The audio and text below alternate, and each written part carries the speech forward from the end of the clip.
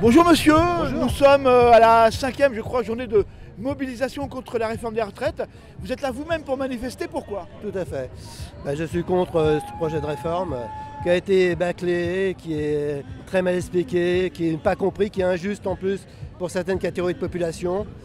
Et voilà, il faut que Macron passe son projet, quoi qu'il en coûte, mais c'est au détriment malheureusement d'une grande partie de la population. Pour vous, le plus gros scandale de ce projet, quel est-il? Ouais, scandale, c'est peut-être pas le mot, c'est un peu fort peut-être. On parle notamment de la privatisation des retraites, que les boîtes privées vont arriver pour vendre des retraites complémentaires. C'est pas encore le cas actuellement en France. Non, c'est l'injustice surtout pour des carrières longues qui doivent finir assez tard, etc. Pour les femmes qui sont bien sûr défavorisées parce qu'elles ont des arrêts pendant leur carrière, etc. Et en plus, l'explication, c'est mal expliqué, on comprend rien à ce qu'ils racontent. Enfin, c'est dramatique quoi, d'en arriver là, quoi. Alors il faut le passer. Alors, ils le passeront peut-être, hein, mais à quel prix? À quel prix? Quoi qu'il en coûte. Quoi qu'il en coûte, malheureusement. Hein. Voilà. Pour vous, quel serait l'âge idéal de départ à la retraite, sans tenir compte de votre cas personnel, mais globalement? Je pense que ça dépend en plus des professions. Il y a des professions qui sont plus exposées, d'autres moins. Mais un âge limite de 62 ans, bon, comme c'était, bon, ça paraissait suffisant pour le moment. Sachant qu'en fait, des gens qui n'avaient pas leur carrière, ils partaient à 67 ans. Donc c'est pas tout à fait 62 ans pour tout le monde. Hein. Donc bon, c'est compliqué, c'est complexe en fin de compte. Hein. Vous êtes en retraite vous-même? Je suis en retraite depuis quelques années. Ouais. Vous êtes parti à quel âge, sans indiscrétion? Je suis parti assez de bonne heure, moi. Je suis parti à 59 ans. Il y avait un plan social à l'époque, c'était dans les banques. Et donc voilà, j'en ai profité du plan social à l'époque. Voilà. Et si vous étiez dans cette phase il y a quelques années et qu'on viendrait vous dire qu'il faut travailler 4, 5 ans de plus, et je ne sais pas quel métier vous faisiez, mais est-ce que vous sentiez physiquement apte à faire ces années de plus? Oui, parce que je travaillais dans une banque, hein, donc ça allait.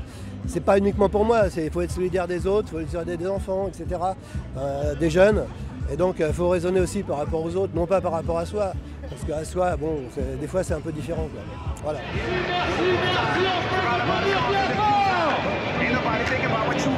Attention, dans quelques instants, nous allons partir. Attention, dans quelques instants, nous allons partir.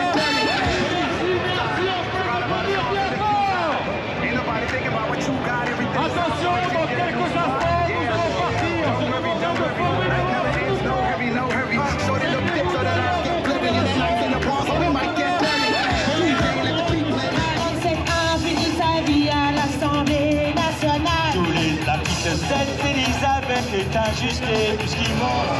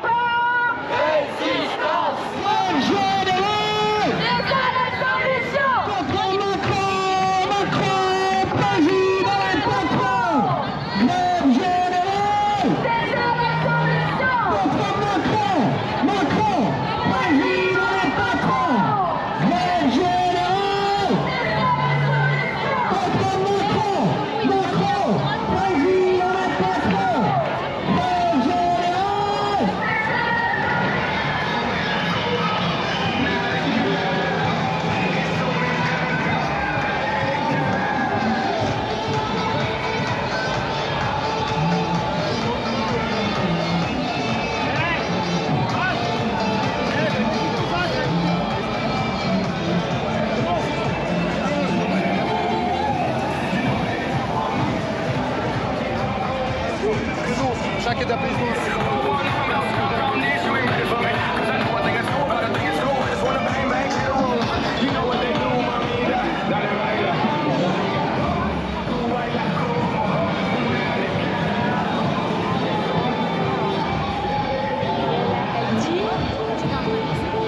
Éducation Île-de-France. Installez-vous, éducation Île-de-France. Éducation Île-de-France. C'est la plus belle des bancards, celle-là. Celle-là. Expliquez-moi monsieur, pourquoi êtes-vous là aujourd'hui? Bonjour. Bon, comme pour tout le monde, les retraites. Hein. On n'a pas envie de finir à 64 ans cassé en deux parce que dans l'éducation, tout s'effondre pareil. Donc à un moment, il faut un peu que le gouvernement réagisse et écoute la rue, quoi. Quel est l'âge, pour vous, je dirais, normal pour un enseignant pour partir à la retraite? Beaucoup me disent 60 ans. Ouais, bah déjà, voilà, si on arrive à aller jusqu'à 60 ans avec les conditions actuelles, on sera bien. On sera bien.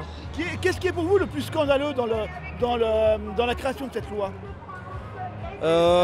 C'est qu'on peut trouver l'argent ailleurs et on essaye de faire toujours payer là où... Enfin, c'est très facile, mais à un moment, je crois qu'il y a beaucoup d'argent et ils n'arrivent pas à les trouver. Il y a pas mal de millionnaires, milliardaires et des bénéfices qui sont scandaleux. Et aujourd'hui, on fait payer ça aux plus précaires et même aux cadres moyens, quoi. Aujourd'hui encore énormément de monde partout en France dans les rues. Le gouvernement ne bouge pas d'une virgule.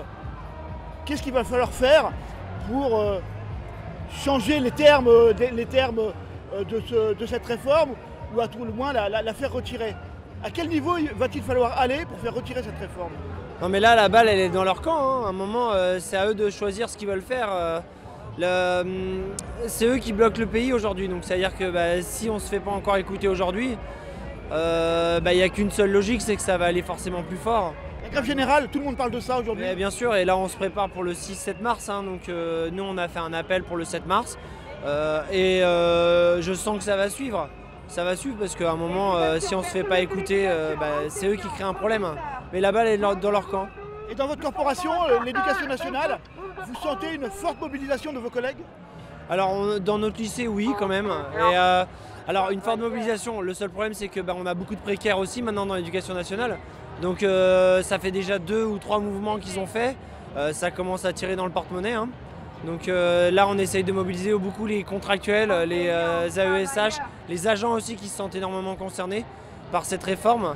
Et on essaye de les pousser, mais niveau salaire c'est pas facile pour eux, c'est encore moins facile que pour nous. Bien, donc vous resterez mobilisé encore plusieurs semaines si ça tient, si ce mouvement tient, vous serez à titre personnel engagé jusqu'au bout? Tout à fait, ouais, il faut qu'on continue là. Il faut qu'on continue parce que c'est plus que des retraites. Enfin, c'est un mouvement beaucoup plus de fond et c'est une injustice permanente et aujourd'hui il y a beaucoup d'argent à mettre dans les services publics et c'est bien ça le problème, c'est que c'est pas mis. C'est une volonté de privatiser les services publics pour offrir toute cette manne. La santé, c'est une manne énorme qu'on va offrir au privé. C'est pas un peu la mécanique qui est mise en place par la Macronie depuis le début? Non, il fonctionne en 2 temps, je trouve. C'est que d'abord, ils enlèvent de l'argent dans les services publics. Là, on a nos dotations qui baissent encore dans les lycées, c'est scandaleux. Pour dire que ça marche pas, et après, comme ça, on privatisera. Mais c'est juste qu'on nous enlève de l'argent et on peut plus rien faire aujourd'hui. Enfin, on n'a plus d'argent, on a des effectifs surchargés dans des classes qui sont socialement défavorisées. Donc c'est une vraie volonté de montrer que ça marche pas. Dans le pays le plus taxé au monde, faut-il le rappeler. La France est un des pays qui est le plus taxé au monde. Non, il est taxé à certains endroits, c'est tout. Il n'est pas taxé au bon endroit, c'est tout. Il est taxé.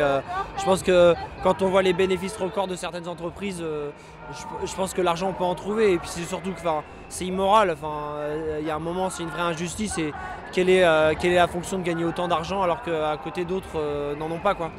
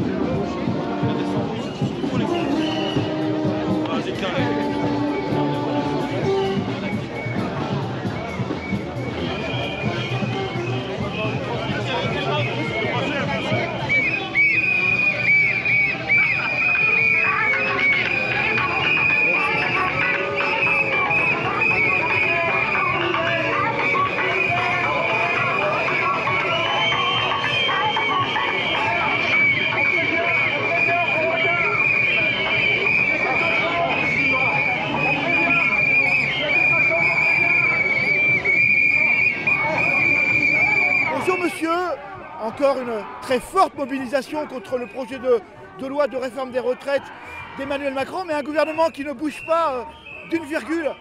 Que va-t-il falloir faire pour le faire bouger? Alors d'abord, il bouge un peu, tout petit peu. Expliquez-nous. Donc en particulier sur les carrières longues. Mais pour nous, c'est vraiment symbolique. Et nous demandons le retrait de cette réforme qui amène à ce que chaque Français soit dans l'obligation de travailler 2 années de plus. Et donc nous voulons, nous, que le gouvernement et le président de la République prennent la décision sage de retirer enfin ce texte et de rouvrir éventuellement le sujet plus tard. Pour l'instant, il n'y a ni urgence, ni urgence, ni urgence. Et cette réforme est injuste et elle va pénaliser les personnes qui ont les travaux les plus difficiles, les femmes et tous ceux qui ont commencé à travailler tôt. Quel serait pour vous l'âge, je dirais, moyen, normal de départ à la retraite? Beaucoup de gens me disent 60 ans. Qu'en pensez-vous?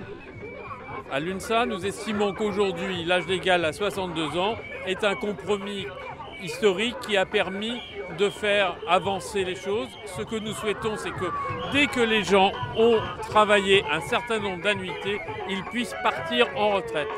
Et par exemple, si l'âge légal est à 62 ans, mais que l'on peut partir avant parce qu'on a fait un métier dur, parce qu'on bénéficie de la pénibilité, parce qu'on a commencé tôt, eh bien cela doit être possible. Est-ce que la grève générale, dont on entend beaucoup parler aujourd'hui, est la prochaine étape indispensable pour faire plier le gouvernement? Est-ce que c'est la ligne d'UNSA? L'UNSA appelle, avec les autres organisations syndicales, dans le cadre de l'intersyndicale, à l'arrêt du pays. Nous n'avons pas évoqué le mot grève générale. Pour nous, la grève générale, c'est quelque chose qui ne se décrète pas, mais qui se construit entreprise par entreprise, service par service. À partir du 7 mars, la mobilisation doit monter d'un cran selon vous? Le 7 mars, nous devons réussir à faire que la France soit en arrêt.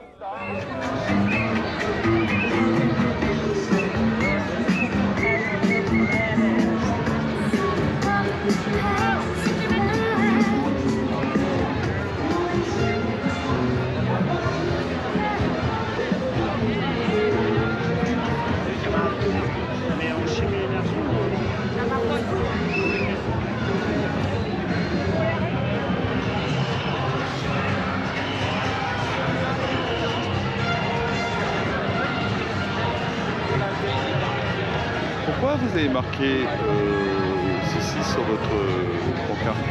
Parce que j'estime qu'à partir du moment où on essaie d'imposer une idéologie à quelqu'un d'autre, au point où mettre des millions de personnes dans la rue tous les 4 jours, c'est une forme de sadisme. Parce que ça veut dire qu'on est aussi clairement absolument pas à l'écoute de ceux qui revendiquent quelque chose de différent. Donc, qu'est-ce que c'est un sadique pour vous? Moi, c'est quelqu'un qui prend du plaisir à faire du mal aux personnes avec qui il traite un sujet. Mais si lui c'est un sadique, vous êtes quoi? J'ai pas entendu. Si lui c'est un sadique, alors qu'est-ce que vous êtes? Moi, je suis un mécontent, je suis un rebelle, je suis un pré-révolutionnaire. Ils sont pas en tenue. Oh mais ils bougent quand même.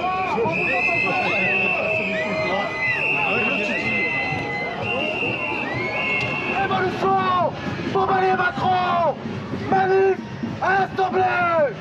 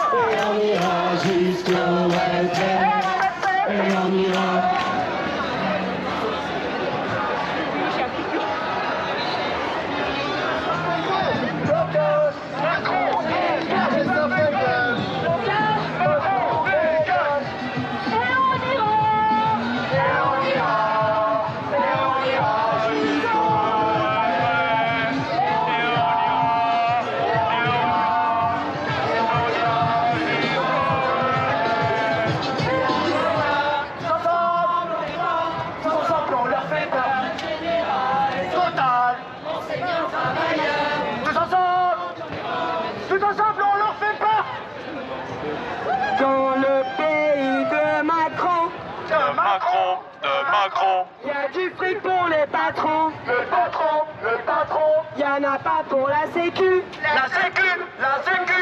Y'en a pas pour nos bahuts. Non pas eu, non pas eu.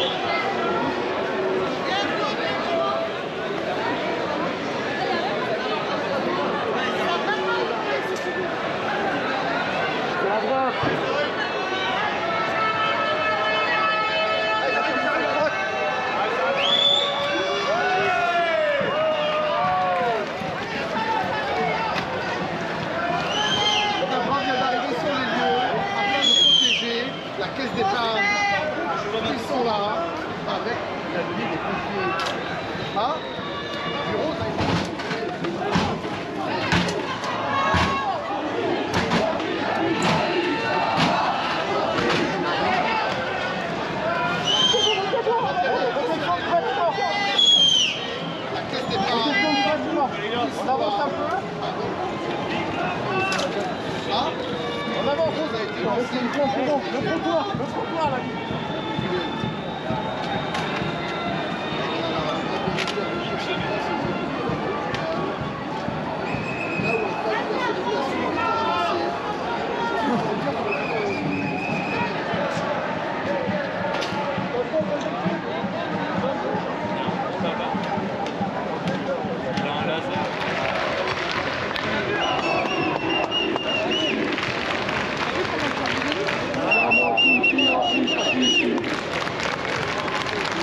Siamo tutti antifascisti!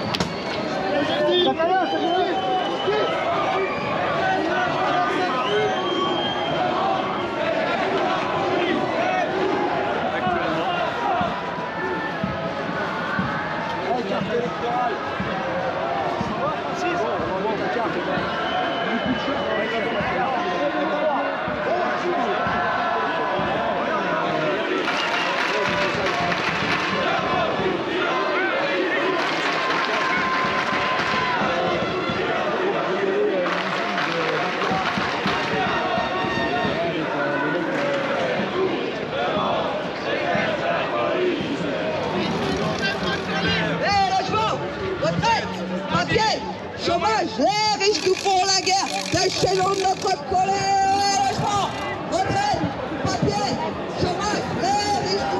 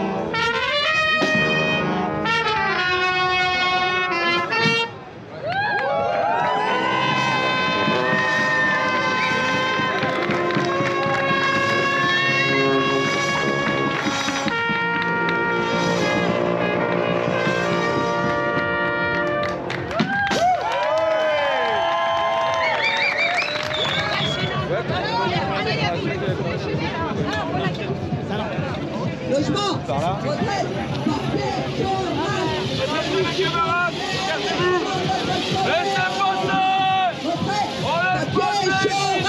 les riches nous font la guerre, déchaînant notre colère et logement, retraite, papier, chômage, les riches nous font la guerre, déchaînant notre colère et logement, retraite, papier, chômage, les riches nous font la guerre, déchaînant notre colère, retraite, papier, chômage, les riches nous font la guerre, déchaînant notre colère, logement, retraite, papier, chômage. L'autre côté, Lolo, l'autre côté, il faut passer l'autre côté. Par là. Descends, vas-y.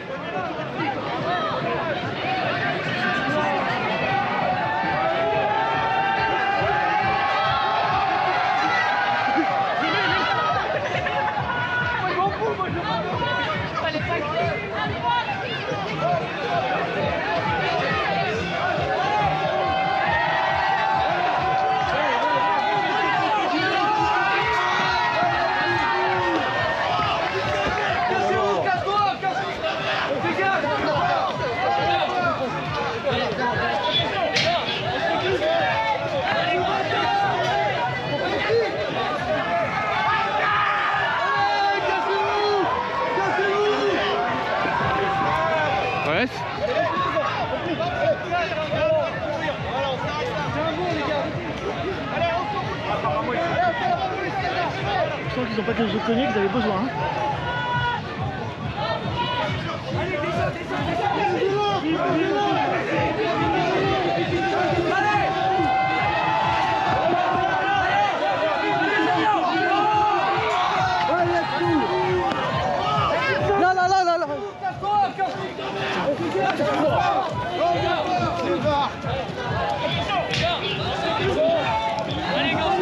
Oh, doucement, doucement.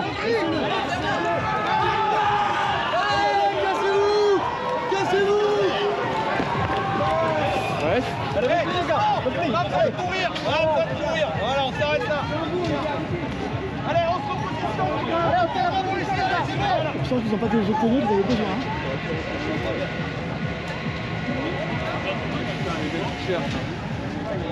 Lui, il a cherché.